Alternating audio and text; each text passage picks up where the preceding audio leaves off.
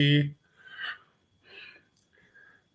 a very good evening, everybody, and a very warm welcome to your Lyceum evening, coming to you from the Paul Spiritualist Church on the south coast of the UK. Big warm welcome, and I mean warm, literally. We've gone across to Florida tonight, and we have the wonderful Joy Sager with us, and he's making a return visit. Joy very kindly joined up with us 2.5 years ago.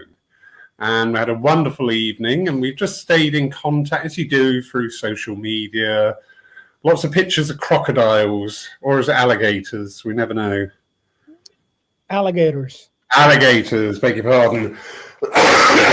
Amongst other things coming out from Joy. Joy, good evening, sir. Good evening, Laurie. Yeah, it's wonderful for you to join us. Thank you so much. Excuse me, I've just got the tail end of this cough, and now it's decided just to play up. So bear with everybody. Joy, you've not been a lifelong spiritualist, but you did. I was reading your bio on your website earlier today. From an early age, you became aware of the other world, the spirit world, correct? That is correct. It's a really common occurrence, isn't it? How did this start to manifest with you? My earliest experience was roughly around 8 or 9, and I was sitting at my dinner table, and I could feel this translucent image walked from one end of the room out to the other end of the room. And I asked my mother, "Did you see who just walked past?" And she just simply responded, "What are you talking about?" And it went on. The interesting part is the image occurred from a window and went out the other window. So there was not doorway or anything. But that was my first memory, and it's still very vivid. As I share that on occasions, it's still pretty real. Yeah. And that is really important, what you just said there to me, because this is something that I believe really fervently in, that our wonderful movement, philosophy, religion, however you view it, of spiritualism, is based on experience. And that's something I'm very keen to reintroduce, to remind people and bring back the experience side of what we do. You know, we have got a little bit, what's the word? Insulated or detached. I like that word, detached. When people go along, because if I'm right, in America, when you do a mediumship dem, as we would over here, these are called gallery nights over there. Is that correct? There are many names to it. Some are called message circles, some are called gallery readings, but they're different names. Okay. But they're essentially dems equivalent to what it is in England. Right. And because the rise of the Dems, especially over the last 30 odd years in the UK, it has desensitized people to it to a degree. You know, we've lost the magic, I want to say. Yes, I mean, it goes along with everything. You know, if you eat the same food, same menu, you just, it's hard to tell the difference. Yeah. It's hard to separate one experience from the other. And I'm pretty sure even with you would see the same people attending all the services. Yeah. And even it becomes a little bit exciting and challenging both at the same time to work with those individuals because of that nature.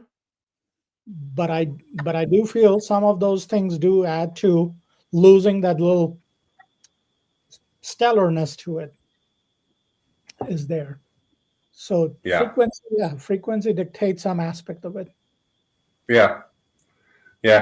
And thank you, because you've just nudged me along my path a little bit there. When you said about working with the same people, that is a bit of a hang up with me. When I go, I'm a working medium, and when I go out and serve some places, it does tend to be very similar congregation audiences, whatever you.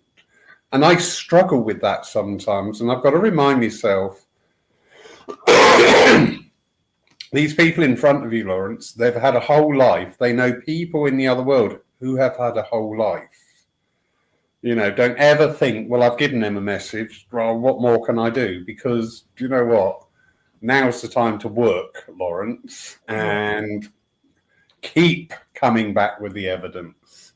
That was a big learning curve for me, because I can get a little bit antsy, a little bit frustrated at times. And one of my biggest things is where I don't feel movement, where I feel things have got stagnant and sat and just still. I find that a very difficult energy to work with. I need, because I always think movement is progression, progression is expansion, evolvement. So thank you, because you just put a few words in my mind that I will use the next time Lawrence starts coming into the background. Right. Absolutely. So you had these experiences, but you went on, didn't you, to become an accountant? Is that correct? That is my formal education. I did bachelor's in commerce, which was management, economics, and accounting. Yeah. However, interestingly, life had different plans than what I studied. I engaged in recruitment after I graduated. I became a recruiter for a few years, and that was a very interesting journey. And it was very rewarding in so many ways than just making ends meet or having a job or any sense. You got to know people and their family and their story and their good and the bad. And I reflect on it, Lori, and realize a part of my intuitive sense was engaged in working along with them. And I have a beautiful story. I got to meet a candidate. I was practicing astrology pretty heavily at that point. And something kept telling me they're not looking at the right work portfolio. So I spoke with the candidate. I said, I think you need to try other field. And I did their horoscope reading and so forth. I said, it makes sense. And the soul enough was attentive, say, I'll trust you, I will give it a try. If not, then you'll have to find me another job. And they followed the recommendations. I followed my intuitive sense. 2 years later, they came back. They have been the most satisfied in doing what they've been doing for so many years. So that was just a whole nurturing reward, because that intuitiveness was somewhere leading the way rather than the logical processes. And that's a beauty in being present with the energies or myself that is always at work, and probably best more than, like you were saying, rather than what Lori can do, rather than what Joy can do, it works best if the natural course do find itself. Yeah, definitely. Yeah. I think Laurie should be taken out somewhere and left in the forest. But yeah, that is so true. And again, this really does resonate with me, that our careers in the normal world, for want of a better expression, you can see a correlation there. When you sit back and look at the grand plan of things, you can think, now, am I doing that well here because I used to do that? Or when I was doing that was getting me ready for what I'm doing now? And I prefer the second explanation. They're both sides of the same coin. Yeah. They truly are. Because without one, the other one doesn't make sense. Yeah. And it's funny, because just looking in the room, quick hello to a few people. Lovely lady from Sydney who was staying nearby the church, so I actually got to meet her a little while back. And she is an amazing person. She sat there squirming now. But she used to be an airline stewardess. So she's got that, she's got that openness. She's got that approach. She knows how to handle people. She's not a shy wallflower by any means. And that supports her now because she is a very well-regarded reader. Fantastic. So that skill came into that.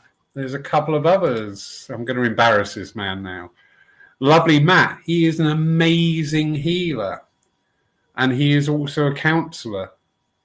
And the counselling and the healing just marry each other perfectly. And they really do. He's sat there at home going, shut up, Lawrence. He's going to come offline in a minute. Sorry, Matt. Rish. She's a great character. Big lover of philosophy, which we will be coming on to. But again, the background story to Rish and the work that she's done and everything is part and present in her work now for the other world. It's just, it just happens so often. I think this is incredible. Lovely Belinda from Sydney. The trolley dolly me definitely comes into my readings. Well, that'd be nice, wouldn't it? They're sat there having a reading and then suddenly, like a gin tonic, packing of nuts. Thanks, Belinda. I might use that phrase, the trolley dolly is a wonderful catch start icebreaker. Yes, definitely. But again, as I say, I do find this fascinating. And it does call into question a little bit free will at times, doesn't it? I'm never going to answer that question. But I do... Really? Is it really free will? Is it sort of that free will of you can do it now or later? Would you want? I feel there's some catch to it, and I feel like it's just to grab our attention for the most part. Yeah, definitely. Right. Oh, there you go. Thanks, Belinda. I will. Yeah, Belinda. Actually, everybody needs a Belinda in their life. She's great. She's just, these people that walk in and the room suddenly gets that extra charge. Fantastic. It's wonderful. Yeah. And a wonderful thing about our mediumship is, that opportunity for us to explore our vulnerabilities. Mm-hmm. Yep. To really go into them, and this is what sometimes frustrates me with some people. I'm not going to go down this negative bashing road that everybody seems to be on at the moment. But, the actual act of evidential mediumship, inspired speaking, healing will all, if you allow it and open it, resound on you as a person. And this is sometimes I feel where we don't quite hit the mark in the movement. It's treated a little bit like 6.5 days of the week you're going to be a so-and-so, but on that other half day when you're out working, you're going, oh, hello, love and light, la, la, la. And you walk out and nothing's changed. And it should do. Right. Absolutely. And as we get into the conversation, I'm probably touching into that aspect as well. Brilliant. You have many loves. I mean, your photographs are beautiful. I'm very envious. There was a lovely one this morning from like a riverbank there, and I'm not sure if there was some sort of bird in the background, but it just looks so beautiful and tranquil. And then photography is great. Yeah, and you really do have that eye for it, which is just. I take photos, and I've photographed my eye looking through the lenses. Not my forte. But yeah, and painting as well, that expression. I do love seeing that in people because when we sit down and we draw and we paint and we create, it's not an energy that we get into enough, I feel. That is true, because I feel there's a part of that is not enough exploration through our faculties. Yeah. Yeah. Yeah, not relaxing enough to let it blossom. Yeah. Because we live in a very reactive world, don't we? Exactly. We spend most of our time reacting to things happening around us, said or done or need to do. So we're always like mind-led in things. But when we sit there, I gave my circle the other night a little exercise to do and working with auras. And it was with and do you know what? It was this shift in the energy. It was just that reminder to me of, do more of this. Right? Because we tap into that calmness within ourselves. Right. It is interesting when we relax and we're calm and we're feeling open. There's a lot more to discover. Yep. And what should we be saying as evidential mediums? We need to be relaxing, calm, and trusting, and opening up to the other world, knowing they're there, not plea bargaining, as I always say to my students. Please don't plea bargain with the other world. Right. Please be there. Please. Yeah, it usually doesn't work out so well anyways when we do the plea bargaining. Yeah. It's almost like digging a hole for yourself. It is. We put a lot of pressure on ourselves, don't we, in all facets of life. And where our mind is, where we're placing our energy, are we keeping it in the past? Which, the past is great, valuable lessons, but that's it. It's gone. We can't change it anymore. Do we put it in the future where we can tend to just build up disappointments? Because tomorrow morning I will wake up and find out I've won the lottery. Happy days. How wonderful is that? Tomorrow morning comes and the chances are I'm probably going to be disappointed again. So it is about being here, present. Excuse me. You have a passion. Well, you have many passions, but you do have this passion with the philosophy side of our movement, correct? Absolutely.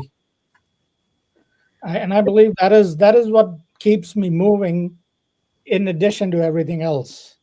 The immersion in philosophy or being in that philosophical presence is profound. It nurtures me to no end. And is there a big demand for philosophy or inspired speaking in the States? Inspired speaking definitely is there. And Brilliant. Globally, I feel there's a big demand for philosophy. Yeah. Spiritualist philosophy. Yeah. So, it's interesting, Lori, because part of, our recognition of where we are or where the potential is in the future years, we have to strengthen all the pillars. It just cannot survive on one pillar. It's not a good balance. Very true. Very true. You have to be mindful of that. Yep. And we have so much in this movement, but of late, I've been putting out, I've had a logo done up and saying the mediumship comprises of your evidential mediumship, your healing, and your philosophy. Don't just go for one aspect of that. Right. And we do see that people will only go into that one aspect. And I'm not knocking it, because the other world will work with everybody. The other world will be there to support, but it's a bit like cooking. You can just follow a recipe off pat, not taste it or anything, and just do everything mechanically and put it on the table, and it will do the job. It will feed you. It will warm you up. It will give you nourishment. But then you can have a meal where somebody's really, gone into it and tasted it and maybe made a few adjustments and added or subtracted and just put that feeling and that emotion sentiment into it. And you get a completely different meal. Absolutely. It's once again, it leads back to the energy. What we put into it is what we get to experience it. Yeah. Definitely. Because I always say, where was it? Where thought goes, energy follows. That is true. Yeah. Absolutely. You have a question here. Lovely Roy McKay. And he's saying, what inspired you towards more philosophy in your service with spirit? I'm not going to say the last bit. Yes, I will. To both of you. This is very interesting, Roy. And this question stays with me nearly every day. I don't feel like this is a coffee table topic, at least for me. Mm-hmm. Because what I'm recognizing, so just to give a little bit of background, my development in spiritualism is nearly coming to 23 years. I've studied for a good 10 years and then I've practiced for the remainder. But so that's my formal journey. But even while I was a student, I was sometimes thinking, is there more to mediumship or spiritual work than just what we are trained in that manner? And it always led me with philosophy, because if I see in terms of demonstration or evidential mediumship, there is some value into it. But as we establish the evidence, that completes that version of it. What is more that follows it? It's what the soul gets to survive into the afterlife or the next station of their soul's journey. And that becomes a philosophical intrigue for me to explore that side. So sitting with private sessions, sometimes after the DEMS, etc., it leaves me there and it becomes a personal thing. It's not so much the sitter's need. It becomes my personal journey to nurture myself by immersing into philosophy. And philosophy in the nitty-gritty is natural, spiritual, physical laws of our universe, because that's the makeup of the basic philosophical precepts. So it's an ongoing question, and I don't think this question will ever get old or answered for me. It just keeps moving. Yeah. Beautifully put, and I agree wholeheartedly. When I first started off on my path to being a platform medium, the philosophy side was the part that concerned me. To get a link, to pass on information given to me was one thing, but to develop that philosophical side, we have this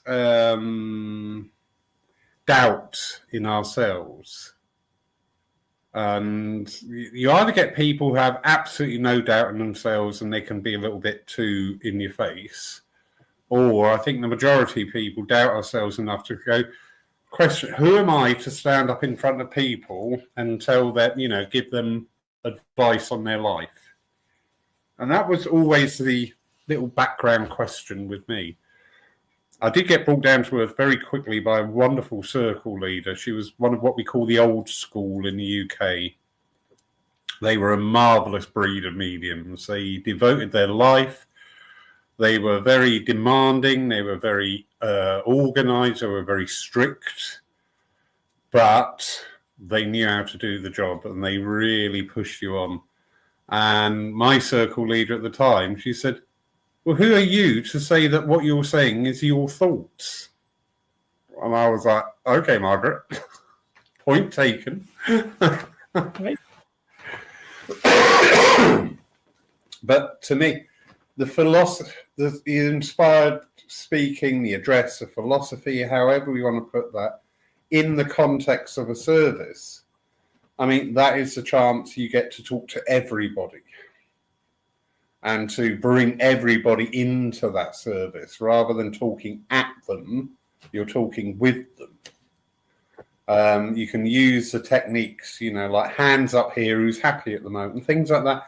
And it's that chance to really bring people into the fold, to really reinforce that part, you are part of this service. In fact, you are the service. We're only the humble servants. You are the service. And I always look for my demonstrators here in Poole. Sorry about this. In the address part, the philosophy part of the service, I always look to that's giving upliftment to people. That's bringing some level of comfort into everybody. That is giving people things to think, to take away, to look at, to review, to maybe apply, to maybe tweak to their own direction, which is fine.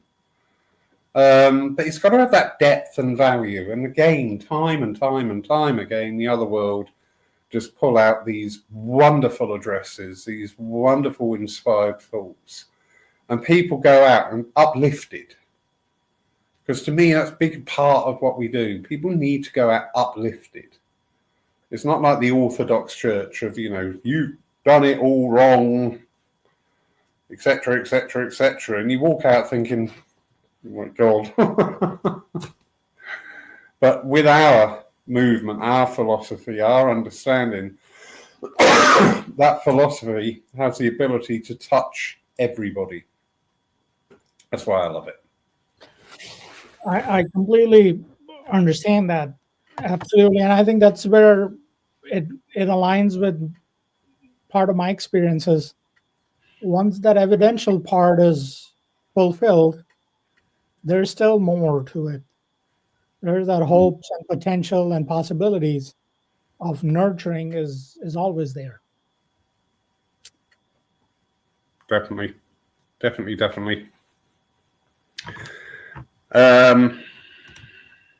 Yeah, thank you, Roy. Thank you very much. Now, I need to be nosy here. Casadega. For people's watching's understanding, this is a spiritualist village, is it not? It is. And sorry, Karen, please. In paraphrasing the history, we are in existence for going on 135 years. Mm-hmm. And every bit of it has been under the spiritualist principles, sharing the philosophy, demonstrations, private settings, etc. So within our grounds, like at Art of Findlay, within those grounds, we do practice everything spiritualist. And within our space here, we are practicing the religion of spiritualism in the three segments it's dictated for: philosophy, healing, and mediumship. Wonderful.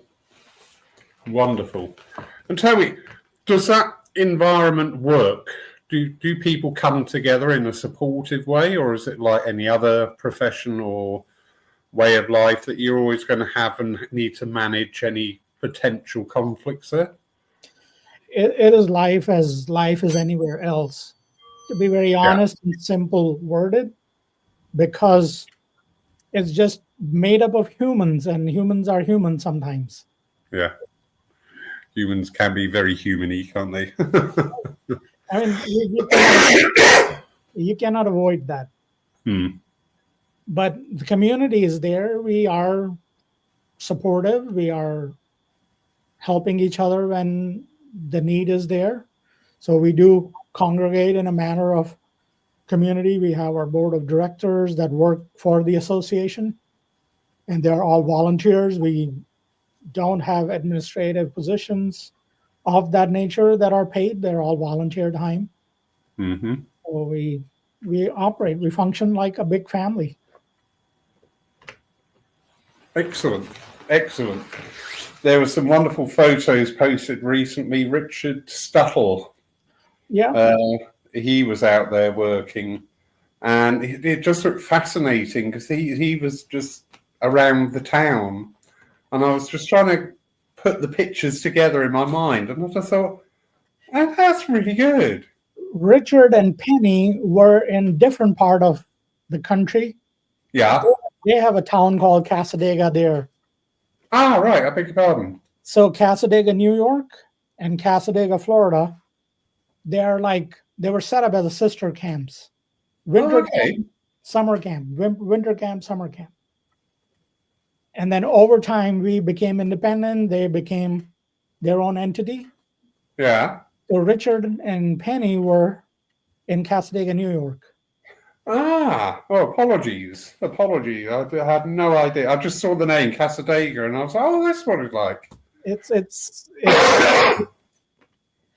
I did meet both of them while they were there. I happened to be on their week, so we got to meet and say hello to each other. Yeah, we had a brief meeting at the college open day.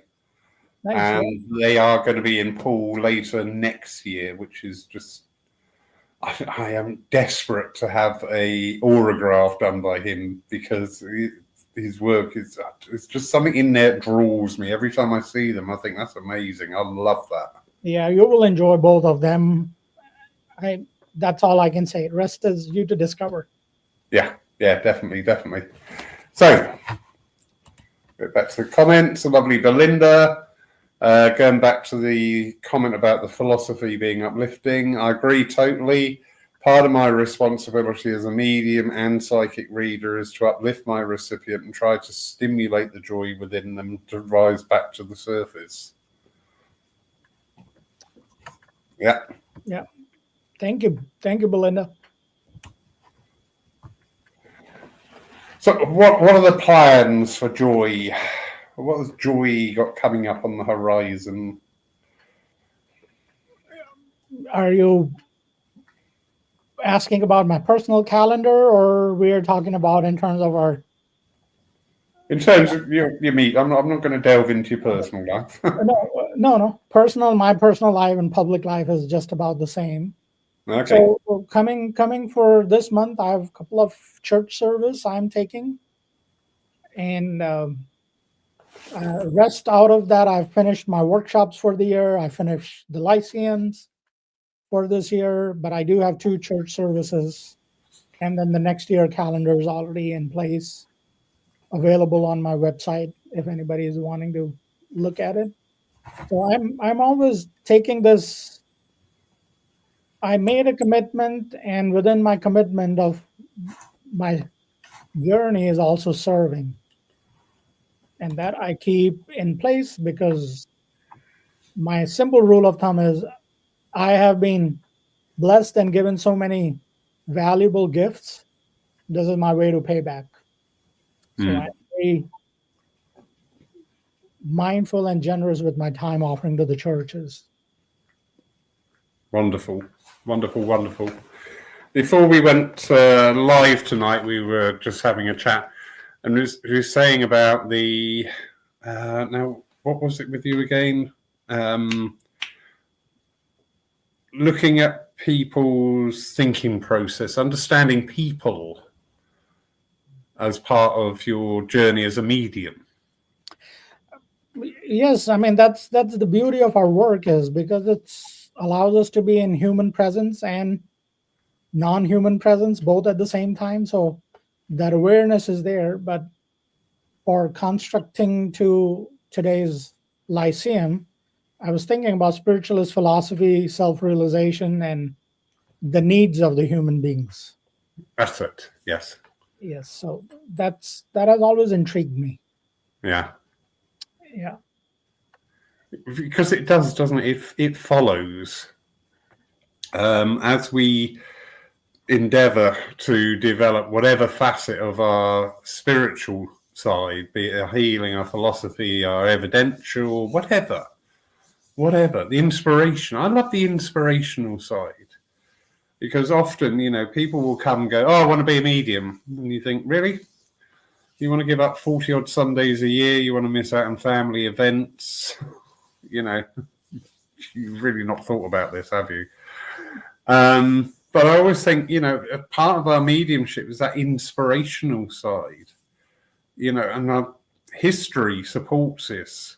Mm-hmm. All the great classical music, all the great works of art, all the wonderful novels and manuscripts and poems and everything.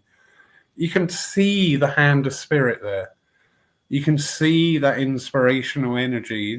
Something that's 300 years old is still bringing joy today. I'm sorry, that's not man-made. That is given. That is channeled. That is transcribed. And it's imparting this and trying to get people to understand that, that standing on a platform isn't the be-all and end-all by any means. It definitely is not. But what I will say this, I'm just allowing a little segue from here. Mm. But being in the journey with spiritualism has really revealed my own aspects to me. And what I have discovered time and time again, and it's an ongoing thing, that if I choose, I can take each session or each dem or each lecture and inspirational talk. There is a lot more that I have to surrender each time, because I'm understanding this is not a template, this is not a formula. It works individual to individual. It cannot be fixed on a certain parameter. Yeah. And with that comes an awareness that says you have to be open to everything that can occur. And that's just my simple way of surrendering. But Lori, what I've experienced, that spiritualism has pushed me towards self-inquiry. It has allowed me to look at my own life and my journey and my soul, my progression, in a more neutralized way, that I don't have to make judgment, discernment, or even make a decision to what needs to be done. Just be aware, to be present as that breath is moving, as that communication is moving. And that's where it is, I feel, has taken my philosophy of spiritualist kind to a whole different movement. So if you recognize, Glenn Edwards was pretty big on philosophy. Yeah. And he had that place.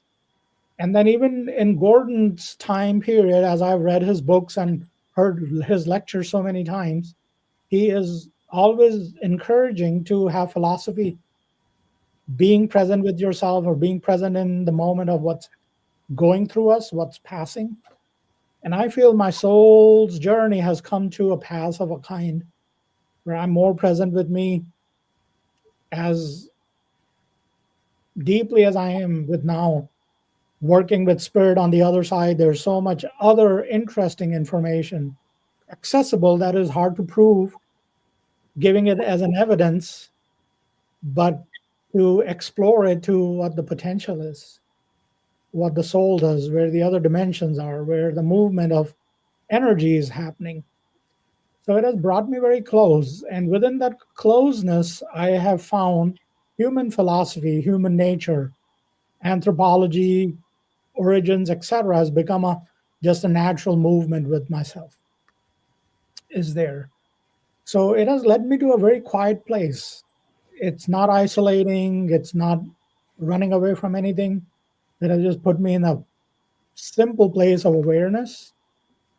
And it is a beautiful thing, and I just enjoy that.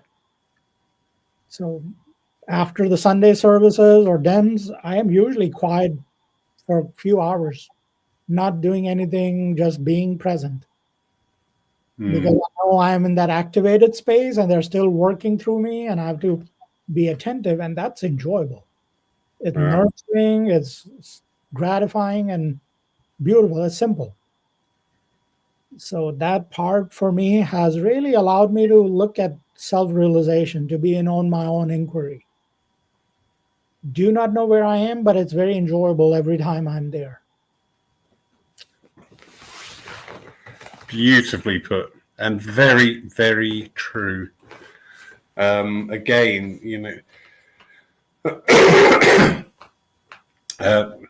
it's bringing that experience factor back into our movement, and that is a big part of that statement you just said. Having that experience. How often do we sit with ourselves? How often do we sit in our own company? How often do we sit and just open our mind up to where we are, but not in a judgmental or a planning or whatever frame, just there. It's just there. I'm just looking now. I have a wonderful little pussycat who's probably dreaming of mice and things like that. And she's just there in the moment. Right, absolutely.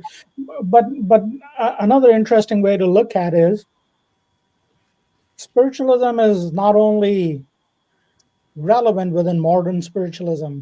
Spiritualism existed before modern spiritualism came along. And I feel where life in our journey is heading is we're going into a different version of spiritualism. Modern spiritualism will retain itself in some capacity.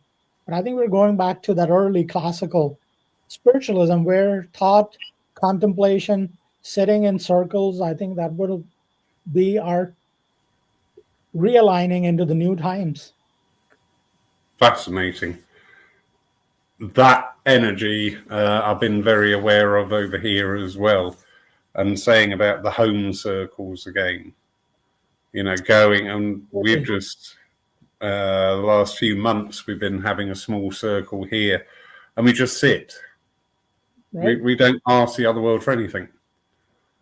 We just sit and just spend that time in that company, in that presence, and in that moment. And it's really interesting. It's really profound. And you can feel movement coming in with this. So fascinating where it's going to lead to, but that's fine. Wherever it leads to, we'll do it in its own time. It's not for us to rush it. But yeah, I agree with you. We do hear an awful lot about the pioneers all the time, which is quite right. We had wonderful pioneers, wonderful people who lived in a different time, under different conditions, different ways. And they did marvelously. What, personally speaking, what we can take from that is, these ordinary people found that within themselves to make that link with the other world, to present them in that way. Why are we not doing that today? Why do we keep going back to this benchmark and going, oh, well, he used to do this and he used to do that and she used to, great. It doesn't matter. It's what we can do today, because I think we limit so much what the other world can do with us and what we can do with them. Right, absolutely, because on just even statistically, human brain is maybe used 10% of its capacity, and somewhere there's another statistics that 6 to 7% is used for worrying about things. Well, we're technically using even less than that 10%. But you are so right, Laurie, because I think the circle is coming to almost like a fullness. So because of technology, we have regained that isolation that was available without technology in the earlier years. But that technology has trained us to be in our own space. And I think that might have some benefit, even though it may not look in the front, but it might have some ability to just sit quietly and be in your space. Is there, but you're right, we can do it at any time. But spiritualism, I feel, has taught me a lot to be present with myself. Yeah. Be here, don't run, don't chase anything, just be here. Is there. Definitely. And I will share this with you and everybody that's listening here very generously. Abraham Maslow's triangle of hierarchy of needs has become one of my best friends. And what I use it for is because it takes us from all our basic needs to our social and esteem needs and etc. It does show us where the self-actualization is, where at the end of it all, the soul's journey is to complete the circle of self-actualization, self-realization, and growth. So that Maslow's triangle of hierarchy of needs is important. And I say this because basic in the smallest way, it says, look at where your life is feeling disturbed. If your social safety needs are not quite there, it will not let anything else feel settled. Everything else will feel chaotic. So you take care of what needs to be taken care of, the other layers of our existence complete itself automatically. Yeah. So my part of that theory from Maslow, who is a philosopher, and his simple take on life was you pay attention where it's needed, you take care of it, everything else falls in place. And same where if your relationships are disturbed, it will affect your sense of self, it will affect your emotional quality of life, etc. Then you address the relationship situations. Same thing with your job or your presence in your social recognition needs, to whatever that is. And I think that care takes care of problems in life in a way that it becomes simple, it's not too elaborate, it's not complicated, and then it resets the strength of our existence in a way that our mind is no longer engaged with unnecessary things. Then we can look at our soul, our soul's journey, and anything else of spiritual development and growth with more ease and more comfort. We are not fighting or creating friction with anything. So I use that very nicely because, at the end of it, I'm still human as human gets. And that triangle has allowed me to correct myself shortly, precisely, and very nicely. So it's called Abraham's hierarchy of need, Maslow's hierarchy of need. I shall look that up. I love that. One very special reason, because it brings it back to self. Yeah. And that is very strong in my energy. Today there was something popped up, and for only £100 you could go on a course and identify the things that are weighing you down in your life that you don't even realize. And it's like, well, if you don't realize what they are, how the hell are you going to deal with it? I always say the human being, we have, amongst all our various little foibles, we do have the one of we're looking for somebody to blame or somebody to save us all the time. And I always say that person is the same person that looks at you in the mirror. Right. That is the person, And just need to look that up. Was it Maslow's triangle? Maslow's hierarchy of needs. Oh, yes. There we go. And it is a very simple tool, but very profound.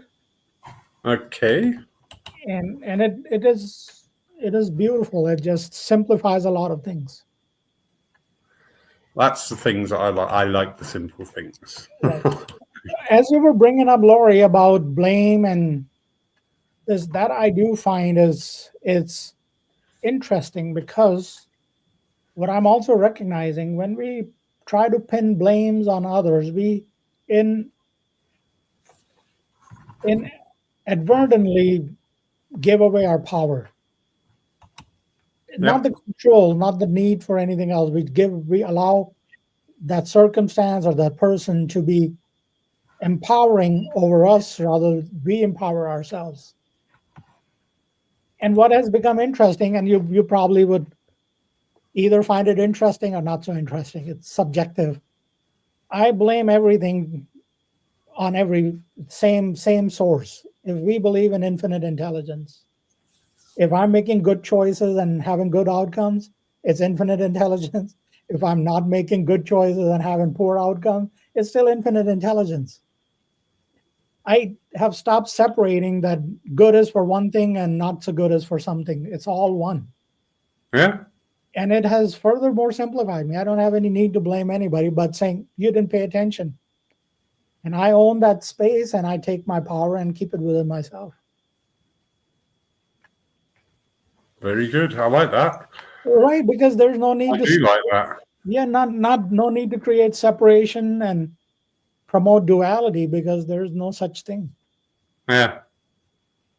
And when we create separation, then we're going to start bringing in the law of balance, aren't we? And that's going to be another thing to master when actually you probably don't need to. No, absolutely. I'm enjoying that version, because my praise goes to the same place where my grumpiness goes to. So I just pass it on in the same place. It's enjoyable. Oh, I'm going to work with that. Thank you. Absolutely wonderful. Excuse me again. The UK has got 4 things flying around at the moment, so everybody's either coughing, sneezing, or just gone to bed. Yeah. What about where we're going as a movement? You've touched on it there wonderfully about seeing circles coming back and bringing back to self. How do you see that interacting with the wider view? Because in the UK, we're very blessed and we don't realise it. You know, virtually every town has a spiritualist church or a centre there. You're very different out in the States. I was talking to somebody and they were doing like service in the morning and then they have a shared lunch. And I went, oh, that's a really nice idea. And they said, well, we do it because people drive 4 or 5 hours to come here. And you start to see the gulf, the distance in between places. Do you get the sense of growth coming back into our movement, or maybe the opposite? It is, if I were to, so I'm going to present it in 2 ways. In the movement of spiritualism, there's definitely going to be a period where it will feel like a flat line or plateau. Mm-hmm. And where I think we are starting at that point, or we're feeling that plateau in some ways. But I feel like we were talking before our service, that aspect of community. If the churches and the centers embrace that more and more, that is where the potential of growth is. Yeah. Having a sense of community. If it's a sense of ownership or we know it all, then it's a poor sign of it. Community is where I feel a lot of centers are seeing thriving, because they are catering the need of the community, whatever that need is. And we may have to rise or look differently than the set need for our councils and so on and so forth. So that's a big part of that. But it's intriguing. I've brought it up several times and I've heard it from others, that Emma Hardinge made a prophecy or prediction that spiritualism will be known by many names in the future. Mm. And we're crossing the precipice of that journey. But at the same time, I feel like growth is there, because as long as there's death and dying, there is a need for our work. Yeah. Yeah. And, so if you think about historically, during the World War time period, spiritualism has seen a very high rise. The membership, the following was in millions. But at the same time, in today's time, spiritualism is not limited to spiritualists only. Our centers have trained enough mediums that can do mediumship without being a spiritualist. Yeah. And that's an energy ball in its own self that is operative. And that could be a part where spiritualism might feel like it's slowing in progression, but it is because it is no longer limited to spiritualists to do mediumship. That's fascinating. I love that. Anybody can provide an evidence, because they have a skill, they have ability, and that's that. So it's interesting. So there's tremendous potential, but honestly, spiritualism is not just limited to spiritualists at this time, because our core facet is evidence of communication, Yeah. and then it is being met by more than spiritualists community worldwide. And part of that is it's a gift, and it's as effective as anybody else. Yeah. What makes us stand out is our enriched sense of support, camaraderie, philosophy, that's the meat of the thing here for us. Definitely. Definitely. I'm We I'm really hopeful for our growth, because we have tremendous amount of followers that are more spiritualist than their own inherent religious label or their sense of what they follow. And I think that's something to be paid attention to going forward. Yeah. I know in the UK again, this the aspect of talking about spiritualism as a religion has raised its head again. People saying, people are turning away from religion. It depends how it's put over. I run a church. It is a church by name. And I do have this occasionally. People go, "Oh no, don't do church," and I just think, well, if you're going to let your view, your bias, deny you the experience of trying it, then that's actually down to you. It's not my job to change your mind. I think, Laurie, spiritualism is a movement. Yeah.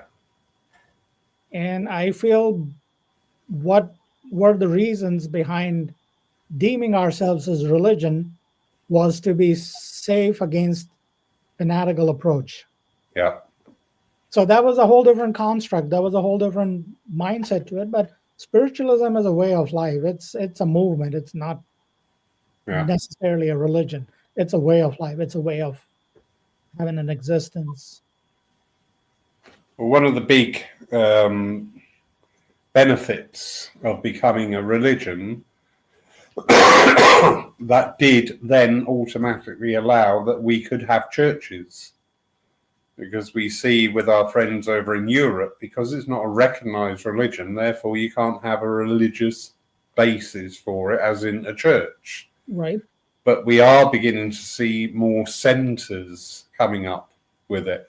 I look at Europe at the moment, and I look there, and I'm a little bit envious, I'll be quite honest with you, because I love potential, and the potential is massive because of this online approach to our movement and the sharing of information, of knowledge, of ideas, support and encouragement. I'm seeing a lot of growth starting to come into all across Europe. And all right, each country, they'll have their own different things. Some of the countries are very heavily Catholicism, so that will be a factor in how well they're going to do there. Others are not. They're doing really well. But it's fascinating because it is exactly that word that you said, the movement. And you can see the movement really beginning to get in there. And as I say, I'm a little bit envious of it because I think it's just wonderful. Whereas in the UK, we're at the other end of that scale because we have churches, because we are the religious aspect is pushed very much.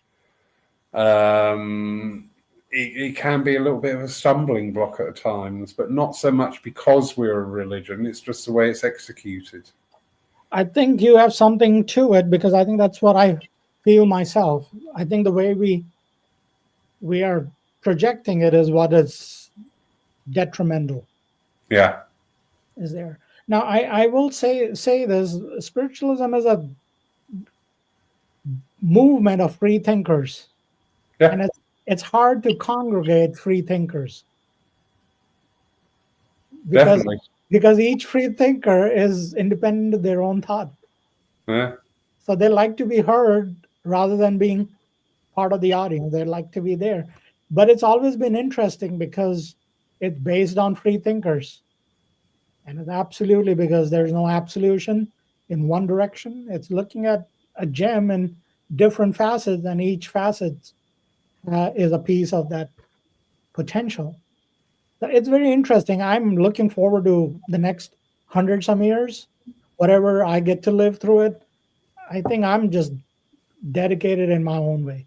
I love my philosophy and my self inquiry, and it just is fascinating. Yeah. Same here. Same here. Bring it on. Yeah.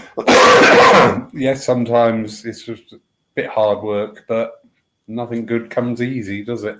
Never has. Catching up with just a few comments there. Lovely Roy, going back when we were talking about being community. Thank you, Roy, for that endorsement. And Valerie Humphreys, thank you for agreeing there. Back to Roy, we are a way of life, striving to bring the spirit out into our material life. Yeah. Absolutely. Yeah, definitely. I'm seeing a gradual movement now towards people wanting to develop various aspects of their mediumship, not to demonstrate publicly, not to do private sitting, just for themselves, just so they can sit with spirit more. And I think that's interesting. I like that. Yeah, absolutely. Yeah, I'm not doing this to, be up there and be the star. I'm just doing this for the love of communion with the other world. I just think, ooh, yeah, more of that. Bring that in. Absolutely. And lovely Belinda, I'm excited to be a teeny part of it. We're not teeny parts. Belinda is like a picture. If there was one colour missing out of that picture, it wouldn't look the same. So it's a team effort. Team Belinda. Or yes, it's the collective. Exactly. I read a wonderful, just an anecdotal piece of knowledge or info that the Persians, Persian rugs are very highly prized and very highly priced, as they should be. They're beautiful. But when they were making them, they would always make one little tiny error in there, so they didn't present something as being perfect, so it could always be improved upon. And I just thought, I love that thinking. I really like that thinking there, that, no, we're not going to be perfect, because there's always room for improvement, and we can't be perfect because there is only one that is perfect as well. So it had the religious aspect, but also that side of it that acknowledged that we're never going to be perfect, but we're going to be pretty damn close. It's so true, isn't it? Because if it's infinite intelligence, that means it never is going to be any cap on it. It's always expanding. Definitely. Joy, thank you so much for donating your time. Thank you. What are you out there now? 3:00 in the afternoon? 3:00. That's right. Very nice. It was a privilege, and it was very soothing and comforting to be here. Ditto. Same here. It's just been absolutely wonderful.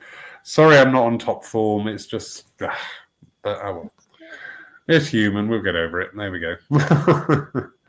Absolutely wonderful to see you, Joy. Thank you, everybody, for joining us tonight. That was great. Thank you. Don't forget, tomorrow morning you can watch a service live from the church. We have the Reverend Elaine Bevan with us tomorrow. She's no stranger to the US. She's been touring out there. She's a metaphysical minister, and a lot of knowledge with that lady, and a lot of fun as well. I do like Elaine. So that's 11 o'clock GMT, so that will be 6 a.m. your time, Joy. I don't think you want to get up that early, but you can watch it on catch up later on. And next week, 7 o'clock, we have Phil Dykes and Kerry McLeod with us for our Lyceum Night. So in the meantime, is there anything you'd like to say in parting, Joy? Stay present with yourself. That's the best gift you can give any day of the year. Yeah, definitely. And I just agree with that. Yeah, be happy with yourself. If you're not happy, it's so true. I love that pyramid. I've got to look into that, because if you're not happy with yourself, you're never going to be happy, are you? Right. Correct. Wonderful. Thank you, Joy, so much. Thank you, everybody. Have a wonderful evening wherever you're doing. Sleep well, and we will see each other again very soon. So good night, everybody. Good night.